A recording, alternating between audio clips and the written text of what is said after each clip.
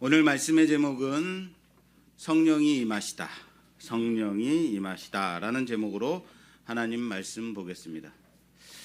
오늘부터 2주에 걸쳐서 성령이 강림하시며 나타난 사건에 대해서 살펴보려고 합니다. 특별히 오늘은 성령 강림이 교회에 끼치는 어떤 의미, 성령 강림이 교회에 끼치는 그 의미를 살펴볼 거고요. 다음 주에는 성령 강림으로 나타난 방언 사건에 대해서 그 참 의미, 그 방언 사건이 무엇을 우리에게 주는가, 어떤 메시지를 우리에게 주는가를 함께 살펴보려고 합니다. 어쩌면 공부 같은 시간이 될 수, 강의 같은 시간이 될 수 있을 것 같아요. 그래서 좀 딱딱한 부분이 있을 것 같습니다. 그래도 성령을 우리는 어떠한 관점으로 봐야 되느냐, 이것은 매우 중요한 부분이거든요. 그래서 여러분들이 잘 따라와 주셨으면 좋겠습니다. 할렐루야. 여러분들의 표정은 목사님 언제 딱딱하지 않은 적이 있었어요? 이런 표정 별로 좋지 않습니다. 저도 그래도 좀 부드럽게 하려고 많이 노력을 해요. 오늘 아침에 딱 일어났더니 주일인 거예요. 깜짝 놀랐어요. 아니, 어제 주일 아니었나? 어제 우리 그 재직 세미나 및 1일 부흥회를 했는데 얼마나 뜨겁게 기도하고 은혜를 받았는지 이렇게 참석하셔서 함께 기도하신 여러분들께 감사를 드리고, 또 이런 기도의 습관들, 기도의 시간을 채우는 그런 일들이 우리 교회에 충만하기를 바랍니다. 비단 목사는 깜짝 놀랐을지라도. 오늘 본문 그 1절에서 3절을 보면 이것을 원문으로 직역하면 이렇습니다. 그리고 오순절의 날이 가득 찰 때에 그들이 모두 한 마음으로 같은 곳에 모였다. 그리고 갑자기 하늘로부터 마치 강하고 빠르게 움직이는 바람과 혹은 숨결과 같은 소리가 나서 그들이 앉아 있던 온 집을 가득 채웠다. 그리고 그들에게 갈라진 불 같은 혀들이 보였고 그것이 각 사람 위에 하나씩 머물렀다. 이렇게 원문으로 직역하면 이렇게 보여집니다. 본문의 시작은 카이라는 접속사로 시작이 되는데요. 그리고라는 접속사입니다. 그리고 오순절의 날이 가득 차니라는 거죠. 그리고 오순절의 날이 가득 차는 그때에라는 얘기입니다.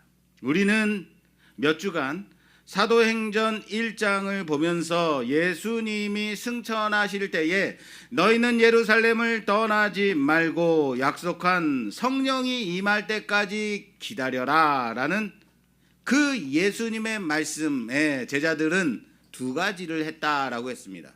그게 뭐였죠? 첫째, 기도했죠. 뭐라고요? 이렇게 아무도 말을 안 할 줄은 몰랐어요.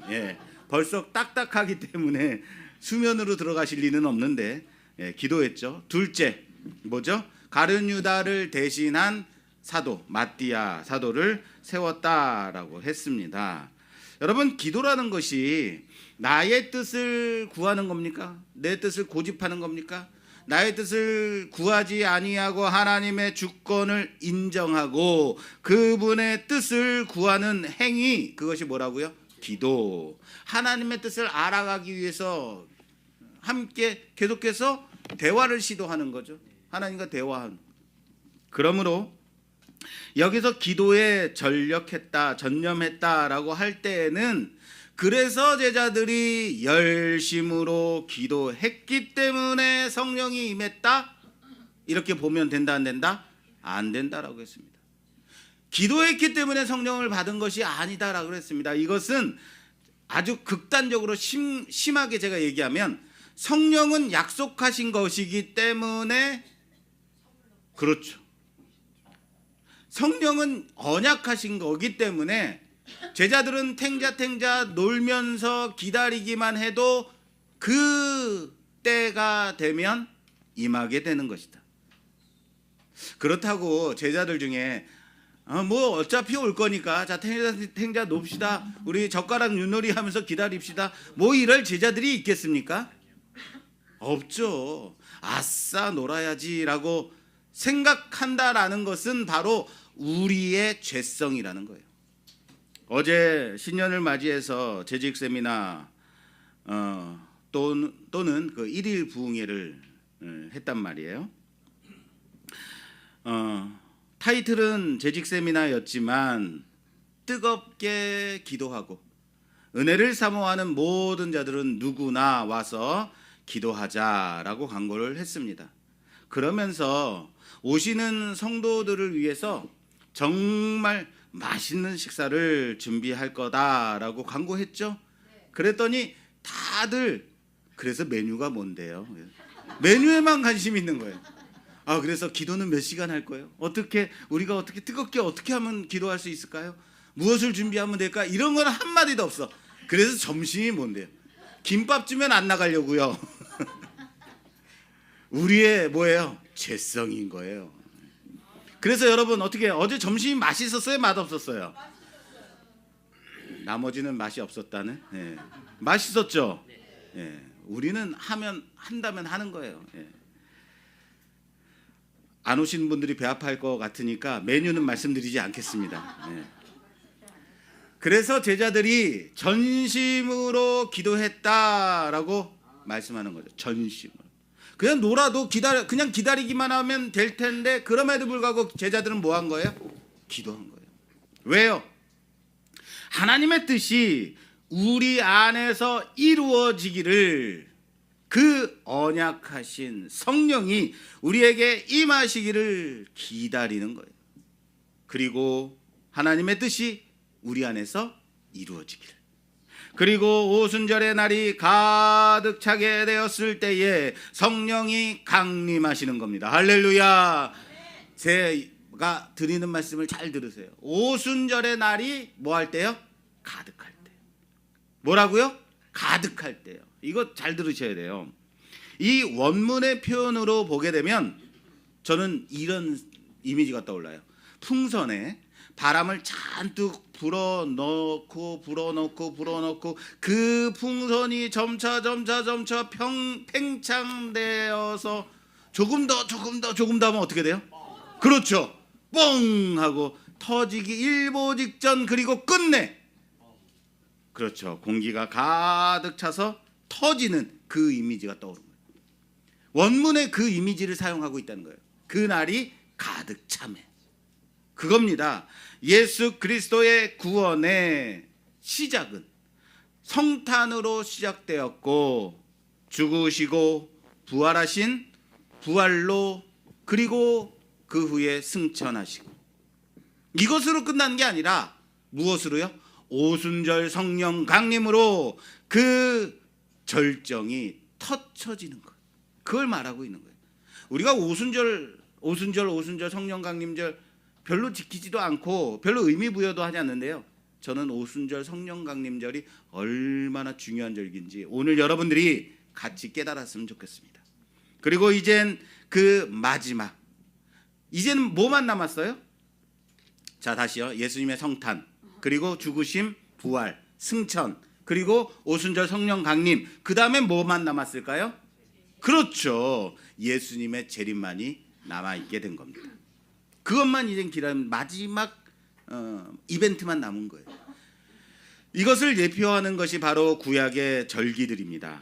자, 몇 번이나 제가 말씀드렸기 때문에 이제 기억하실 분도 있을 만도 한데, 자, 구약에는 절기가 3대 절기가 있다 그랬습니다. 3대 절기 하면, 자, 그렇죠. 바로 이런 분위기. 예, 그래야지 저 목사도 먹고 살아요. 했던 얘기 또 하고. 자, 3대 절기. 첫 번째 유월절, 두 번째 칠칠절이라고 하는 오순절이에요. 예, 좋습니다.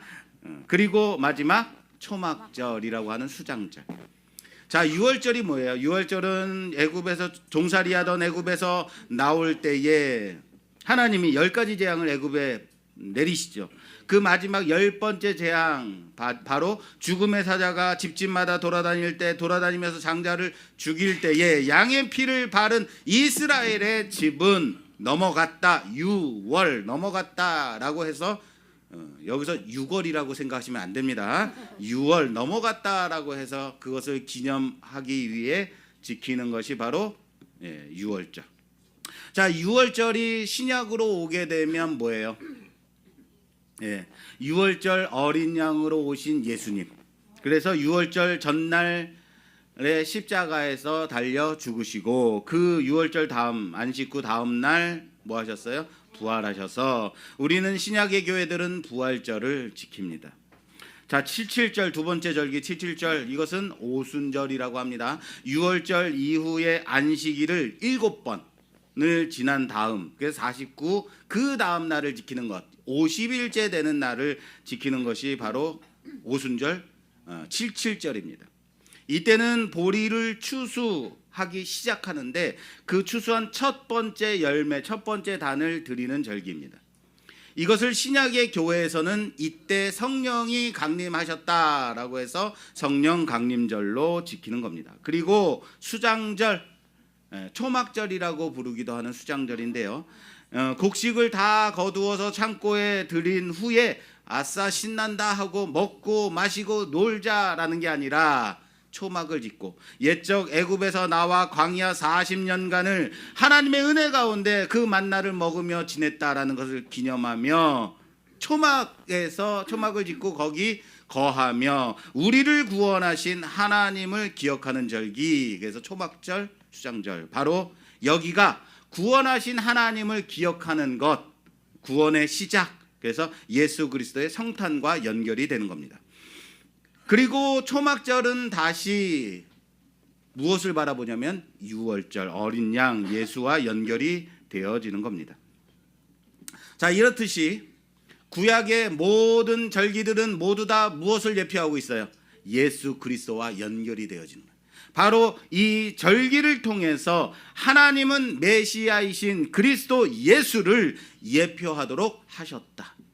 다시 말해서 구약 성경은 모두 다 무엇을 가리키고 있어요? 예수님.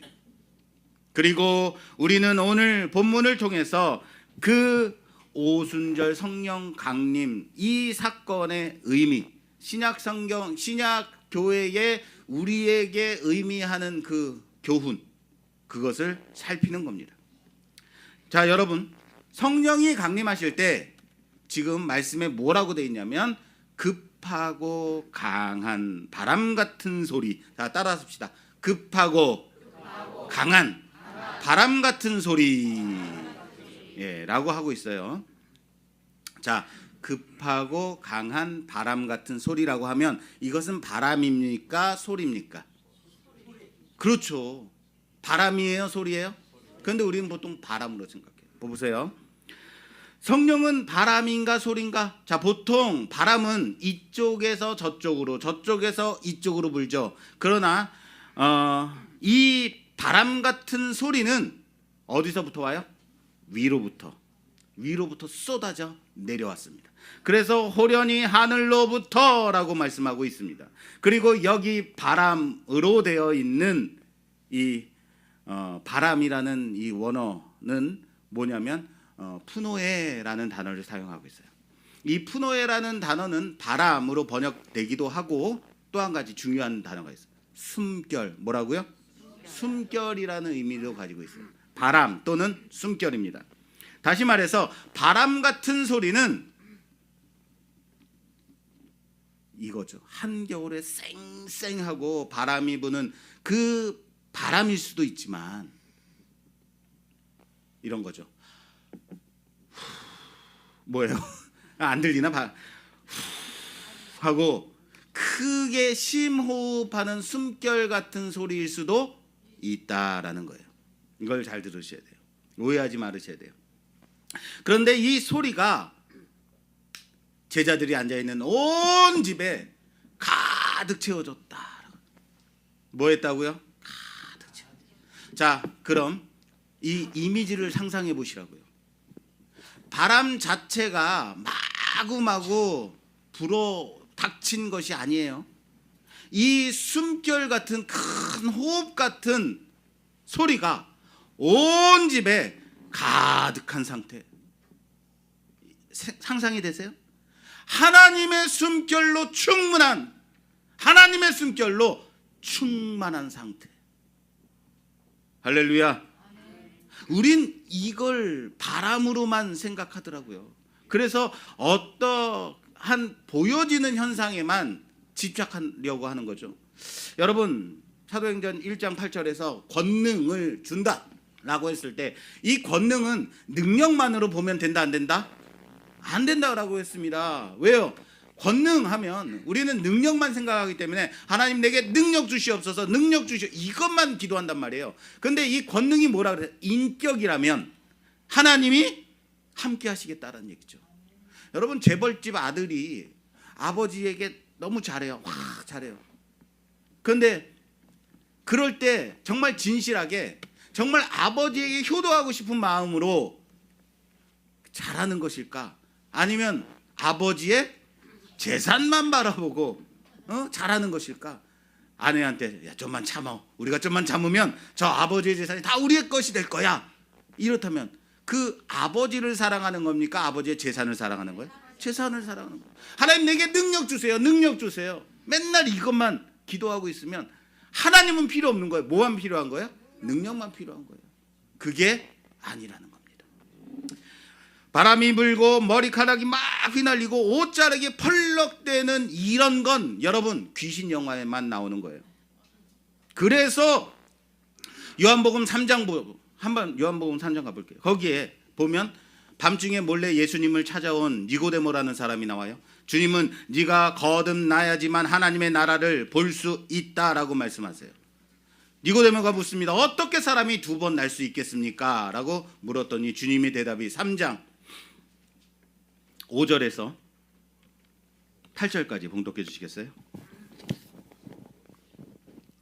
예수께서 대답하시되 진실로 진실로 내게 이르노니 사람이 물과 성령으로 나지 아니하면 하나님의 나라에 들어갈 수 없느니라. 육으로 난 것은 육이요 영으로 난 것은 영이니 내가 네게 거듭나야 하겠다 하는 말을 놀랍게 여기지 말라. 바람이 임의로 불매 내가 그 소리는 들어도 어디서 와서 어디로 가는지 알지 못하나니 성령으로 난 사람도 다 그러하니라. 아멘. 자, 바람이 임의로 불매 내가 그 소리는 들어도 어디서 와서 어디로 가는지 알지 못한다라고. 성령으로 난 사람도 그러하다라고 말씀하세요. 성령으로 난 사람을 마치 무엇으로 비교하고 있어요? 바람에 빗대어서 말씀하고 있어요. 예수님도. 바람이 불면 여러분 그 부는 걸 알 수 있어요, 없어요? 있어요. 어떻게 알 수 있죠? 느껴져요. 느끼지잖아요. 우리가 느끼잖아요. 그죠? 그런데 분명 예수님은 뭐라고 하냐면 네가 그 소리는 들어도 어디로 와서 어디로 가는지 알지 못한다라고 말씀하시죠. 이거 바람은요 느껴지는 겁니다. 그런데 예수님은 소리를 들어도라고 말씀하시고 있다. 이거 좀 깊이 좀 생각할 필요가 있는 거예요. 그러나 잠잠히 한번 들어보세요. 잠잠히 들어보세요. 여기 위에서 나오는 히터 소리 듣지 마시고 그 바람 소리 같은 소리, 그 소리는 무슨 소리라고요? 숨결 소리 같다. 그겁니다. 그 호흡하는 소리, 그 숨결 소리를 들으시라고요.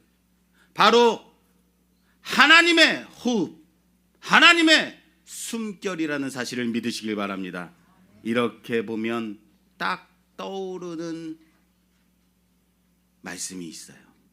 하나님의 호흡. 창세기 2장 7절 여호와 하나님이 땅에 흙으로 사람을 지으시고 생기를 그 코에 불어 넣으시니 사람이 생영이 되니라. 자, 이 말씀에서 그 코에 무엇을 불어 넣으셨다고요? 생기를 불어 넣으셨다. 원문으로 직역하면 그 코에 생명의 호흡 르아흐를 불어 넣으셨다. 생명의 무엇을 불어넣었다고요? 호흡을 불어넣었다고요. 그겁니다. 하나님은 하나님의 숨결을 사람에게 불어넣으셨고 하나님의 숨결이 사람 안에 들어갔을 때에 네필, 사람이 생명이 되었다. 생명 있는 존재가 되었다라는 사실을 믿으시길 바랍니다. 무엇으로요? 하나님의 숨결로. 그것을 살아있는 영, 생명이라고 하는 겁니다. 저는 이것을 연결하고 싶은 거예요. 바람, 푸노에, 그리고 영은 푸뉴마입니다. 비슷하죠? 맞아요. 어원이 같은 한 단어에서 파생된 단어예요. 바람, 영, 다 같은 단어예요. 그러므로 성령이 강림하셨을 때에 어떤 현상만 기대하고 바라보는 것은 바람직하지 않은 겁니다.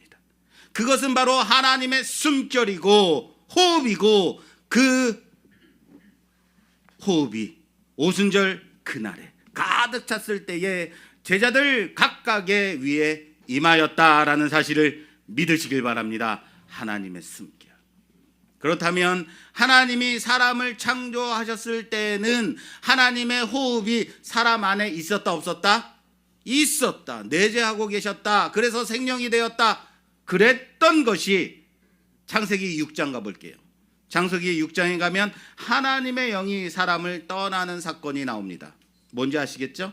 창세기 6장 1절에서 3절 말씀. 6장 1절에서 3절 말씀 봉독해 주세요. 그때에 제자가 더 많아졌는데 헬레파 유대인들이 창세기 6장 사람이 땅 위에 번성하기 시작할 때에 그들에게서 딸들이 나니 하나님의 아들들이 사람의 딸들의 아름다움을 보고 자기들이 좋아하는 모든 여자를 아내로 삼는지라. 여호와께서 이르시되 나의 영이 영원히 사람과 함께 하지 아니하리니 이는 그들이 육신이 됨이라. 그러나 아멘. 그들의 날은 120년이 되리라 하시니라. 아멘. 나의 영이 영원히 사람과 함께 하지 아니하리라. 언제요? 사람의 죄악이 땅에 가득하고 하나님의 아들들마저도 자신들이 좋아하는 대로 사람의 딸들을 데려다가 자신들의 아내들로 삼았을 그때에 그러자 하나님이 더 이상 나의 영이 사람과 함께 하지 아니하리라 라고 말씀. 슬픈 이별이죠. 하나님의 영이 사람에게서 떠난 사건입니다. 그리고 하나님은 물로 세상을 심판하셨습니다. 노아의 홍수. 자, 여기서 이거 하나 좀 기억해 봤으면 좋겠어요. 여러분, 세상은 언제 타락했어요? 아담이 선악을 알게 하는 나무를 따먹었을 때, 아담이 타락했을 때, 그때부터 세상은 타락했습니다. 이미 세상은 타락했다고요. 죄악이 들어왔다고요, 세상 가운데. 그런데 하나님의 심판이 언제 임했느냐? 하나님의 심판이 언제 임했어요? 그때가 언제예요? 하나님의 아들들까지도 타락했을 때예요. 세상은 타락했는데 하나님의 아들들까지도 자기의 좋아하는 대로 세상의 딸들을 데려다가 아내로 삼았을 때 자기 마음에 좋은 대로 자기 뜻대로 행했을 때 심판이 임했습니다. 그겁니다. 세상은 이미 타락한 세상이지만 그러나 하나님의 교회마저도 타락했을 때 그때가 바로 심판의 날인 겁니다. 그러니까 교회가 바로 서야죠. 할렐루야. 교회가 하나님의 뜻 가운데 행해야죠. 교회가 목사 마음대로 하고 교회가 내 뜻대로 타락하게 되면 그때 심판입니다. 하나님의 영이 떠나 더 이상 사람과 함께 하시지 않으심으로써 이것을 가리켜 사람이 육신이 되었다라고 말씀합니다. 사람이 뭐가 되었다고요? 육신. 하나님의 영이 사람과 함께 있을 때는 뭐였죠? 생명. 이런 것이 이젠 육신이 되어버렸습니다. 자, 이후로는 하나님은 하나님의 은혜가 필요할 때, 하나님이 사람을 찾아오셔야 될 때 그때만 잠시 머무시다가 그러다가 떠나시는 그런 관계가 되었습니다. 영원히 함께 하시지 못하는 그런 관계, 비정상적인 관계가 되었습니다. 그리고 오늘 성령 강림으로 인해서 그 숨결이 다시 사람에게 임한 놀라운 회복의 사건이 성령 강림이라는 사실을 믿으시길 바랍니다. 그래서 요한복음 20장에 가서 보면 부활하신 예수님이 제자들을 찾아오십니다. 그때 그 사건 가운데 예수님이 이렇게 말씀하세요. 요한복음 20장, 요한복음입니다. 요한복음 20장. 잠시 여러분들이 성경을 찾아주셔야 제가 그때 숨을 돌리거든요. 20장 21절에서 22절 말씀 봉독해 주세요. 예수께서 또 이르시되 너희에게 평강이 있을지어다. 아버지께서 나를 보내신 것 같이 나도 너희를 보내노라. 이 말씀을 하시고 그들을 향하사 숨을 내쉬며 이르시되 성령을 받으라. 아멘. 예수께서 제자들에게 숨을 내쉬며 말씀하시기를 성령을 받으라. 아니 왜 하필 성령을 받아라 라고 말씀하셔도 되잖아요. 그냥 말씀만 하셔도 되잖아요. 그런데 성경에 뭐라고 되어 있다고요? 숨을 내쉬며 호흡, 숨결을 내뱉으시며. 왜 이렇게까지 말씀하고 있을까? 여러분 이제 좀 이해가 되지 않습니까? 이게 크게 심호흡하며 그렇게 말씀하셔야 되기 때문에 그런 건가요? 여기서 숨을 내쉬며 라는 이 말씀이 바로 창세기 2장 7절 거기에 호흡을 불어넣으시는 그것과 같은 동사를 사용하고 있다면요. 놀랍지 않으십니까? 성령이 얼마나 놀라운 사건인지 아시겠어요? 이것이 바로 하나님이 인간을 창조하신 그 사건과 예수님이 성령을 통해서 새로운 생명을 주시는 사건과 교회가 시작되는 오늘 본문이 서로 긴밀하게 연결이 되고 있다라는 것을 우리는 알아야 됩니다. 창세기에서는 인간이 하나님의 형상을 따라 창조된 것, 그리고 사도행전에서는 하나님의 교회가 성령에 의해서 탄생되는 것. 그래서 성령 강림이 중요한 겁니다. 자, 옆에 있는 성도들과 인사. 성령 강림이 중요합니다.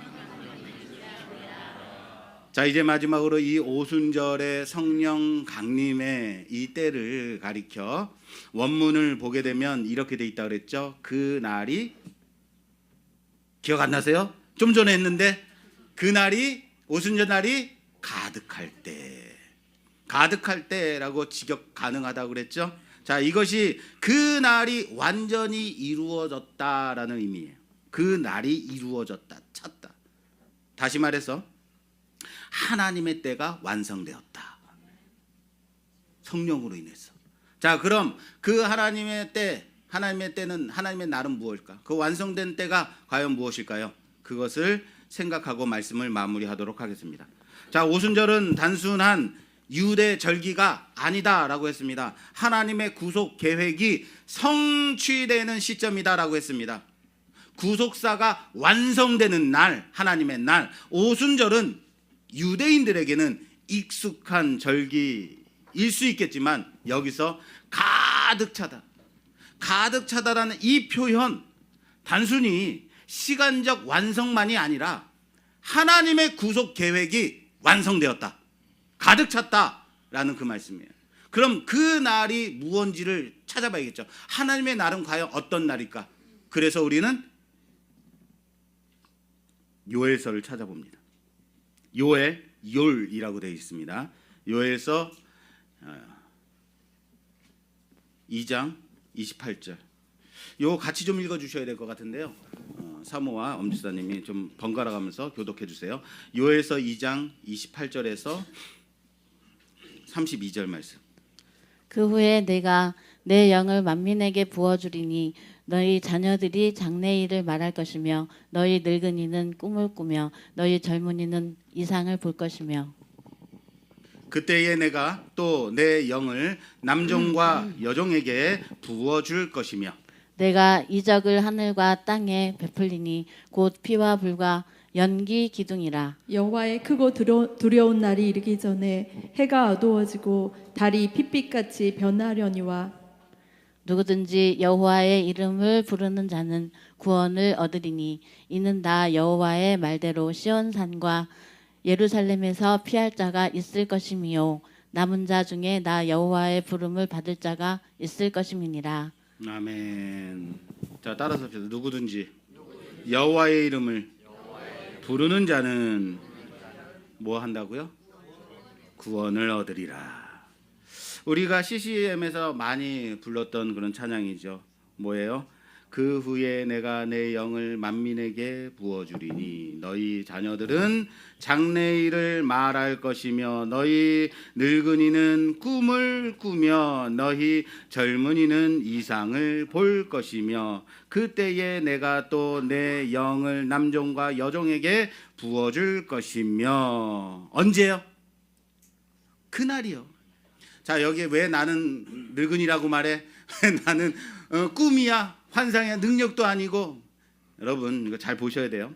그날에 하나님의 크고 두려운 날, 그날이 임하기 전에 바로 그 앞전에 하나님의 심판의 날이 이를 때에 그 바로 앞전에 나타날 징조를 말씀하고 있는 거예요.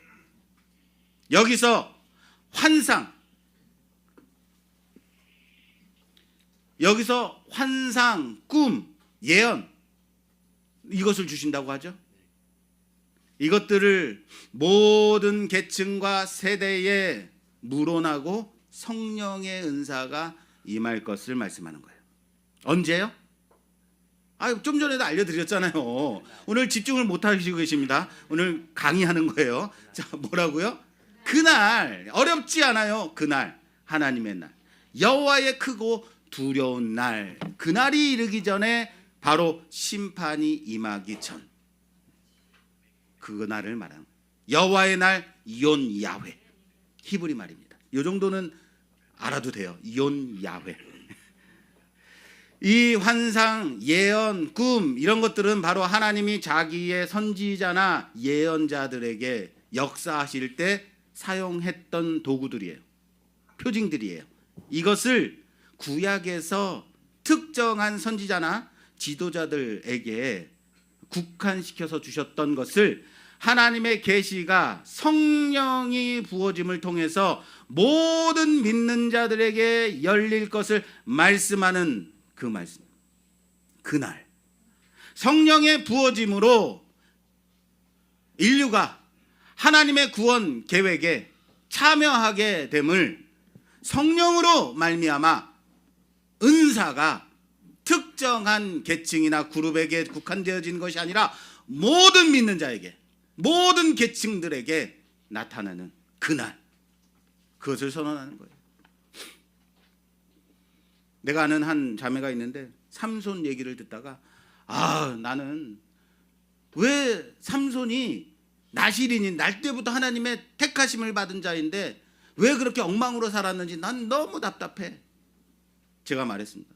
네가 바로 나실인이야. 날 때부터 하나님의 택하심을 받은 자야. 여러분, 구약 시대는 하나님의 표징을 아무나 받을 수 있는 것이 아니었어요.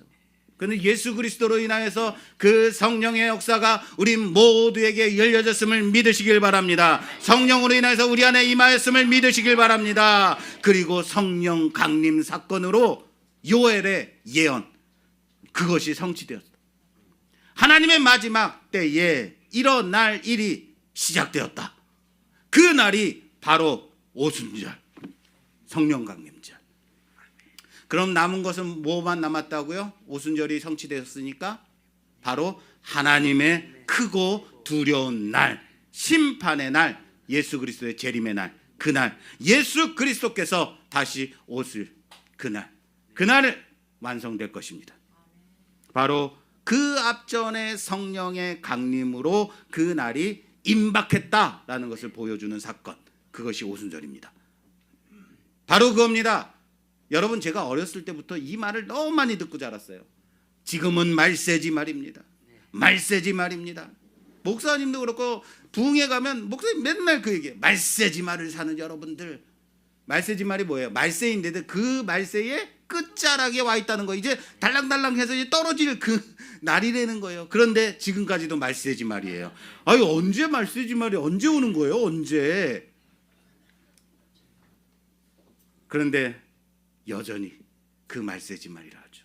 우리는 무엇을 생각하냐면요, 지진과 자연재해, 화산 폭발, 큰 산불, 곳곳에 전쟁의 징후들. 아, 드디어 그때가 도래했나? 여러분, 정말로 이 지구상에 이런 일들이 없었던 때가 있었나요? 예수 그리스도가 오신 그 다음부터 이미 우리는 말세를 살고 있는 겁니다. 종말을 살고 있는 거예요. 그런데 우리의 살아가는 모습이 어떻습니까? 전혀 그런 날들을 준비하고 있지 않아 보인다. 하나도 준비하며 살고 있지 않아 보인다고요. 여러분들 복지콜 되면 20분에 갑니다. 그러면 5분 전에 나가 있잖아요. 아, 나비콜만 돼도 1.8kg, 3분 전에 나가야지. 나가 준비하잖아요. 그런데 왜 예수 그리스도의 재림은 준비하지 않으시죠? 왜 말로만 말세지말이라고 하고 준비는 하지 않냐? 실제 말세 종말의 때는 여러분, 예수님이 이 땅에 오심으로써 시작되었습니다. 왜 하나도 안 놀랐어요? 이미 시작됐다고요. 그때로부터 우린 종말의 때를 살아가고 있다라는 사실을 믿으시길 바랍니다. 단지 그 날의 마지막이 언제인지 아들도 모르죠. 아버지만 알 뿐이죠. 그러니까 몇 년도에 누가 예수님이 재림하신다 그러면 신나게 쫓아가야 돼요? 말아야 돼요? 절대 그러시지 마십시오. 그렇게 쫓아가시고 나서 나 말씀교회에서 배웠어 이런 말씀 하지 마십시오. 예수님의 초림과 죽으심, 그리고 부활, 승천, 그리고 이 땅에서 마지막으로 남은 종말의 단계만 바로 이 성령이 주님의 제자들에게 임하면서 그 날이 임박했다라는 것을 보여주시는 사건, 바로 성령 강림절입니다. 그래서 우리는 이제 그 날이 다 되었구나, 임박했구나라고 알게 되는 것입니다. 그리고 우린 다음 주에 이어서 그 크고 놀라운 일, 그것을 살펴보려고 합니다. 오늘 말씀을 마무리하겠습니다. 과연 나는 이미 임박한 그 날을 준비하며 살아가는 자인가? 점검하시길 바랍니다. 천년만년 살아갈 것처럼 여러분들 혹시 살아가고 있지 않습니까? 사랑하는 성도 여러분, 우리는 예수님의 재림을 기다리며 성령의 인도하심을 따라 깨어 준비하는 사람들이라는 것을 잊지 마십시오. 과연 나는 구원의 기쁨과 감격 속에서 하나님의 심판을 두려워하며 거룩한 삶을 추구하며 살아가고 있는가 점검하시라고요. 성령은 말씀을 통해 우리에게 가르치시면서 기도를 통해 우리의 영혼을 충만케 하십니다. 매일 말씀을 묵상하며 기도하는 시간을 통해서 성령의 인도하심을 경험하는 우리 모두가 되기를 주님의 이름으로 부탁합니다. 오순절에 임한 이 성령 강림은 지금도 계속해서 우리와 함께 하심을 믿으시길 바랍니다. 하나님은 성령을 통해서 우리를 새롭게 창조하시며 교회를 통해서 세상에 생명을 불어넣고 계신다. 하나님의 호흡으로. 저는 성령의 숨결을, 나는 과연 성령의 숨결을 받고 있는 자인가? 내 삶과 교회는 성령으로 충만한가? 점검하십시오. 나는 하나님의 크고 두려운 날을 준비하며 깨어 있는 자인가? 오늘 말씀을 통해 성령 강림의 그 의미를 다시 깊이 묵상하고 하나님의 숨결로 새로워지는 우리 모든 말씀기의 성도들이 되기를 주님의 이름으로 부탁합니다. 이제 그 성령의 능력으로 세상을 향해 나아가십시오. 하나님의 구원을 증언하십시오. 여러분의 삶 가운데 그 하나님의 능력을 드러내십시오. 그 성령의 숨결로 살아가는 우리 모두가 되기를 주님의 이름으로 축원합니다. 축원합니다.